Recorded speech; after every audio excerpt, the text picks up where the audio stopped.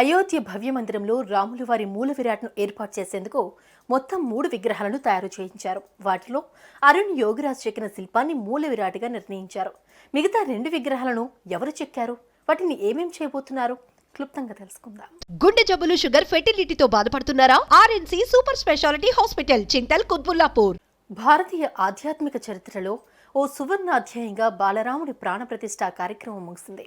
అయితే నగరంలో రామనామ స్మరణ హోరు మాత్రం మరింత పెరిగింది. అయోధ్యకి తరలివచ్చిన బాలరామయ్యను కనులారా ప్రత్యక్షంగా చూడాలని కోరుకుంటున్న ఎంతో మంది ఏమాత్రం ఆలస్యం చేయకుండా అయోధ్యకు పరుగులు పెడుతున్నారు. అరుణ్ యోగిరాజ్ చేతిలో రూపుదిద్దుకున్న ఆ అపురూప శిల్ప లావణ్యానికి ముగ్ధులవుతున్నారు. అయితే మరో 2 శిల్పులు చెక్కిన బాలరాముడి శిల్పాలు కూడా అద్భుతమైన కళతో విరాజిల్లుతూ ఉన్నాయి.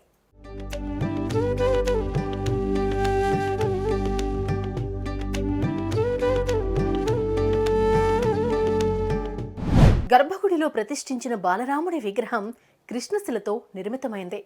నీలమేఘశ్యాముడి రూప లావణ్యానికి ప్రతిరూపంగా తయారైంది. మిగిలిన 2 విగ్రహాల్లో ఒక విగ్రహాన్ని చెక్కేందుకు తెల్లరాయిని వినియోగించారు. రాజస్థాన్కు చెందిన శిల్పి సత్యనారాయణ పాండే ఆ విగ్రహాన్ని రూపొందించారు. అపురూపమైన కళాకాంతులు వెదజల్లుతున్న ఆ విగ్రహాన్ని మొదటి అంతస్తులో ఉంచుతారని తెలుస్తోంది. రామభక్త హనుమాన్ రామ్లాలా విగ్రహం పాదాల దగ్గర కూర్చుని ఉన్నాడు. విగ్రహం చుట్టూ శ్రీహరి దశావతారాలను చిత్రీకరించారు. ఇది విష్ణువు అవతారాల్లోని మత్స్య, కూర్మ, వరాహ, నరసింహ, వామన, పరశురామ, రామ, కృష్ణ, బుద్ధ, కల్కి అవతారాలను జత చేశారు.